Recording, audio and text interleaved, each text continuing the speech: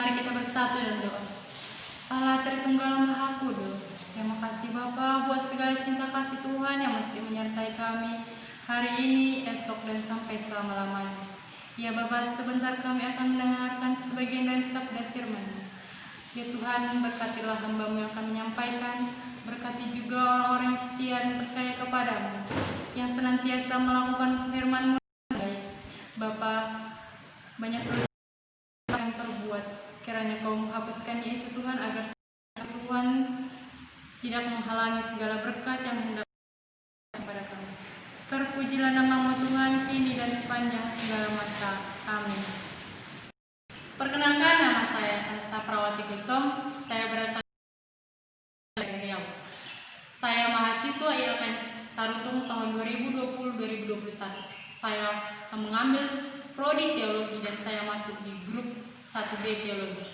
Bacaan firman Tuhan yang menyapa kita pada hari ini diambil dari Injil Markus pasal yang ke-7 ayat 31 sampai 37. Yesus menyembuhkan seorang tuli. Kemudian Yesus meninggalkan pula daerah Tirus dan dengan melalui Sidon pergi ke Danau Galilea di tengah-tengah daerah Dekapolis. Di situ orang membawa kepadanya seorang yang tuli dan yang gagap dan memohon kepadanya supaya ia meletakkan tangannya atas orangnya. Dan sesudah Yesus memisahkan dia dari orang banyak sehingga mereka sendirian, ia memasukkan jarinya ke telinga orang itu, lalu ia meludah dan meraba lidah orang itu. Kemudian sambil menghadap ke langit, Yesus menarik napas dan berkata kepadanya, "Efrata," artinya terbukalah. Maka terbukalah telinga orang itu, dan seketika itu terlepas pula pengikat lidahnya, lalu ia berkata-kata dengan baik. Yesus berpesan kepada orang-orang yang ada di situ supaya jangan menceritakannya kepada siapapun. Tetapi makin dilarangnya mereka, makin luas mereka memberitakan. Mereka takjub dan tercengang dan berkata, "Ia menjadikan segala-galanya baik. Yang tuli dijadikannya mendengar, yang bisu dijadikannya berkata-kata." Dalam bacaan hari ini, Yesus menyembuhkan seorang yang tuli. Dalam bacaan firman Tuhan hari ini, Yesus menyembuhkan seorang yang tuli. Tuli berarti tidak bisa mendengar. Seorang yang tuli tidak bisa mendengar ataupun berkata-kata, sehingga ia tidak bisa memahami kata, pesan, apapun yang disampaikan seseorang kepadanya. Namun, jika ia bisa mendengar, dia dapat memahami kata-kata, dapat memahami perkataan, dapat memahami apapun yang dikatakan seseorang. Orang yang tidak bisa mendengar, dibuat Yesus bisa mendengar. Orang yang tidak bisa berkata-kata, dibuat Yesus menjadi berkata-kata. Namun, mengapa Yesus melakukan kontak fisik melalui penyembuhan kalimat? Banyak mujizat-mujizat Tuhan yang dilakukan dengan perkataan. Mengapa? Bacaan firman hari ini, Yesus melakukan dengan kontak fisik. Yang pertama, Yesus menjamah dan meraba menyentuh orang tersebut karena ia ingin membangkitkan mental orang tuli. Dia ingin membangkitkan keimanannya. Mengapa? Karena Yesus pengen orang tuli percaya bahwa Tuhan Yesus ada. Dengan Yesus memasukkan jari ke telinganya dan ia serta meludah orang tersebut. Ketika itu Yesus melihat imannya dan Yesus berkata, "Efrata," terbukalah. Maka terbukalah telinga orang itu, dan seketika itu lepaslah pengikat lidahnya, lalu berkata-kata dengan baik. Inilah cara Yesus dalam penyembuhannya. Ia membangkitkan iman terlebih dahulu, baru ia melakukan penyembuhan. Tapi bagaimana iman itu dapat bangkit? Dijelaskan dalam Roma 10 ayat 17. Jadi, iman timbul dari pendengaran dan pendengaran oleh firman. Jika kita ingin iman kita tumbuh, kita harus sering mendengarkan firman. Kita tidak boleh menutup telinga kita untuk mendengarkan sabda Tuhan. Dan alasan Yesus melakukan kontak fisik Yesus melakukan penyembuhan dengan sentuhan karena Yesus menjalin hubungan khusus, menjalin hubungan pribadi dengan orang tuli. Kondisi ini sangat memprihatinkan sebab mereka tidak bisa bergaul dengan masyarakat karena mereka tidak bisa mendengar. Orang buta masih bisa berkomunikasi dengan masyarakat. Mengapa? Karena dia bisa mendengar. Cuma dia tidak bisa melihat apa yang ada di sekitarnya. Siapa yang berbicara dengannya, dia tidak bisa mampu melihat. Dapat mendengar apa yang dikatakan seseorang. Kemudian orang yang memiliki kaki, dia masih bisa berkomunikasi dengan masyarakat. Mengapa? Karena ia masih bisa mendengar, ia masih bisa memahami kata-kata seseorang, ia masih bisa melakukan apa yang dikatakan orang-orang tersebut.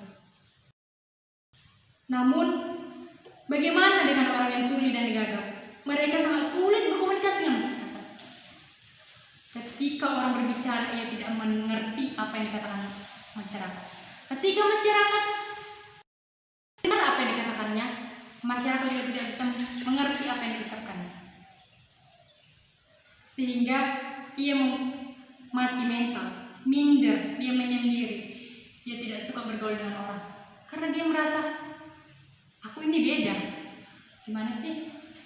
Aku gak bisa berkomunikasi dengan mereka. Mereka tidak mengerti aku. Dia merasa bahwa dirinya itu sangat-sangat tersendiri, sangat-sangat tidak ada yang memperhatikan.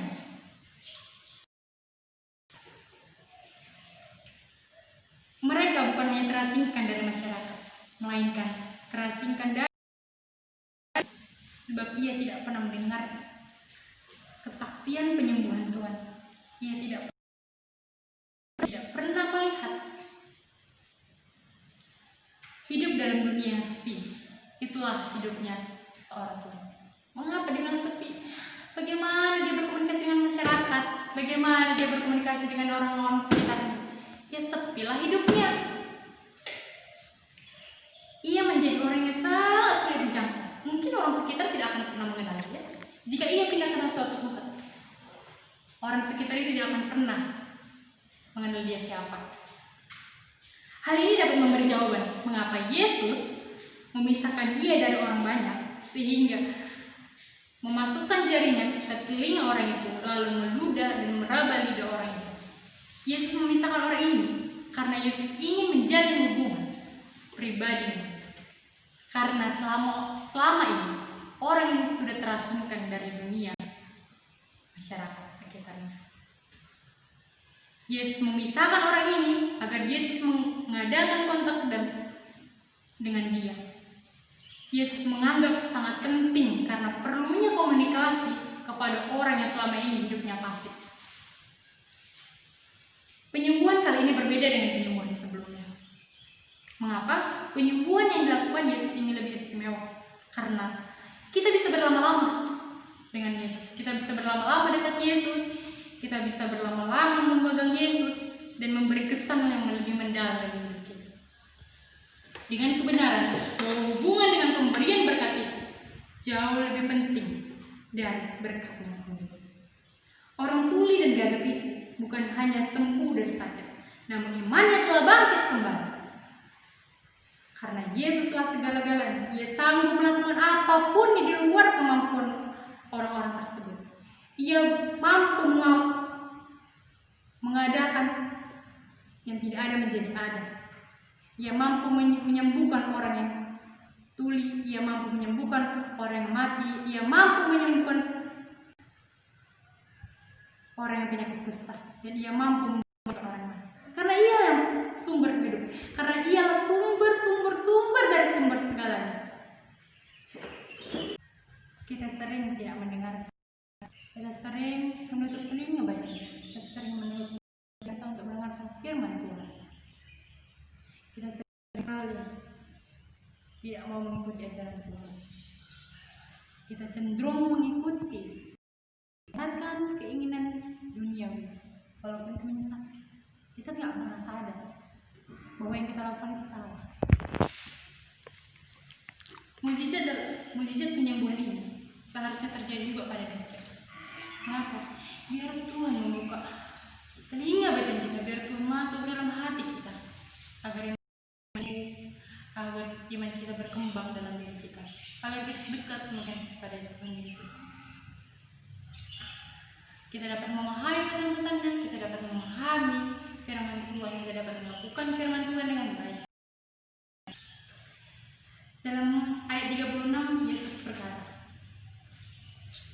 Yesus berpesan kepada orang-orang yang di situ supaya jangan menceritakannya kepada siapapun juga, tetapi makin dilarangnya mereka, makin luas mereka memberitakan. Yesus tidak mau menyebarkan kesembuhan itu. Yesus tidak mau orang-orang tahu bahwa Yesus melakukan mukjizat. Yesus tidak mau melakukan apa yang akan dipaksa oleh masyarakat mengerti. Jika semua orang tahu, pasti orang akan, dia bisa menyembuhkan, dia bisa menyembuhkan, dia bisa menyembuhkan. Tapi bagaimana?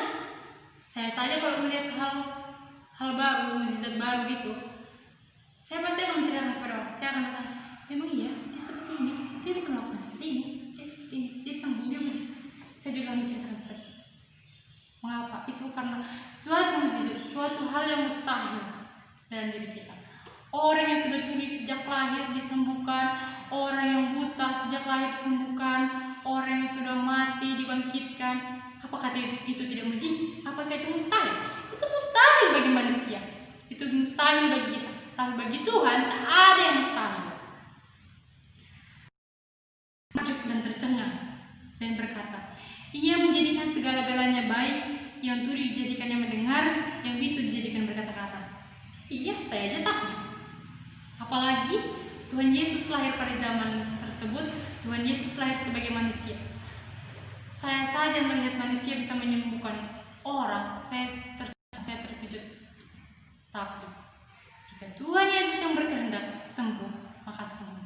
Jika orang tersebut mengandalkan Tuhan Yesus dalam penyembuhan, maka orang tersebut akan sembuh. Dalam bacaan hari ini sangat menyentuh hati, sangat menyentuh jiwa kita. Saya saja tersentuh dengan bacaan. Saudara-saudara yang terkasih, Tuhan ingin iman kita bangkit. Tuhan ingin kita percaya kepada Dia. Bukan hanya kita membaca firman Tuhan, bukan saja kita menasihati orang, tapi kita sebagai pelaku firman Tuhan, agar kita dikenal sebagai orang Kristen, agar kita dikenal siapa Tuhan kita. Jangan cuma kita diam dulu, kamu harus jadi orang yang baik ya, tapi kita melakukan yang bertolak belakang dari itu semua. Tuhan tidak menginginkan, Tuhan tidak menginginkan nasihat kita, tapi Tuhan menginginkan perilaku kita. Tuhan menginginkan kita berbuat baik kepada masyarakat. Itu Tuhan sudah sangat senang. Saudara-saudara yang terkasih dalam nama Yesus, banyak orang yang juga tidak percaya dengan Tuhan. Walaupun sudah banyak mukjizat-mukjizat Tuhan, Tuhan bisa menyembuhkan, Tuhan bisa membangkitkan orang. Tapi zaman sekarang juga masih banyak sekali masyarakat yang tidak percaya. Banyak sekali masyarakat yang tidak percaya dengan Tuhan. Dia mengatakan Tuhan tidak ada.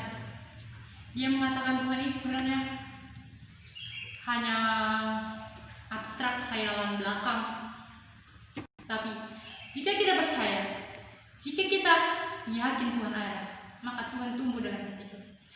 Tuhan beri kita kekuatan. Tuhan beri kita kemampuan dalam menjalani situasi. Apapun keadaan kita, apapun yang kita hadapi, Tuhan akan melakukannya dalam hidup kita jika kita percaya. Saudara-saudara yang terkasih dalam nama Tuhan Yesus, Yesus bukan hanya menyembuhkan seorang yang tuli, tapi Tuhan Yesus juga menyembuhkan kita pada hari ini, menyembuhkan kita dalam membuka hati batin kita, membuka telinga kita. Kita mau mendengarkan firman Tuhan, kita mau firman Tuhan. Semoga dalam bacaan kali ini kita dapat membuka hati dan pikiran kita. Kita dapat menerima siapa Yesus, agar kita bisa berkomunikasi dengan Yesus. Ada pepatah mengatakan, doa itu adalah air kehidupan orang Kristen. Melalui doa kita bisa berkomunikasi dengan Tuhan. Tuhan, aku mau ini. Kita harus juga juga bisa melakukan. Jangan cuma kita meminta, tapi kita tidak mau berusaha. Dan Yesus kali ini menyembuhkan seorang yang tuli. Yesus juga menyembuhkan yang gagal. Tapi Yesus juga harus bisa menyembuhkan hati kita. Di mana hati kita? Di mana telinga kita? Tuhan Yesus hari ini juga menyembuhkan. Amin. Amin. Kita bersatu dalam doa. Allah Bapa sumber segala cinta kasih, terima kasih Bapa karena kami masih bisa mendengarkan sebagian dari sabda-Mu. Biarlah Bapa sabda-Mu berdiam dalam diri kami. Ya Bapa, buka juga hati untuk kami, hati yang setia mendengarkan firman-Mu, hati yang percaya bahwa Engkau adalah sumber segala sumber. Engkau adalah sumber kehidupan, Engkau adalah air kehidupan dari hidup kami. Bapa, biarlah penyembuhan seorang tuli juga terjadi pada diri kami. Pada zaman modern ini Tuhan, lari dari firman. Kami tidak percaya Engkau ada. Kami mengutamakan duniawi. Kami sering melakukan hal-hal yang kami ingini, walaupun itu menyesatkan kami. Ya Bapa, biarlah firman-Mu masuk ke dalam jiwa kami. Kau bantu juga kami Bapa dalam melaksanakannya. Kepada orang-orang yang tidak percaya juga Bapa, kiranya Engkau buka pintu hati mereka agar mereka senantiasa percaya bahwa Engkau adalah sumber dari segala sumber. Terpujilah nama-Mu Tuhan kini dan sepanjang segala masa. Amin.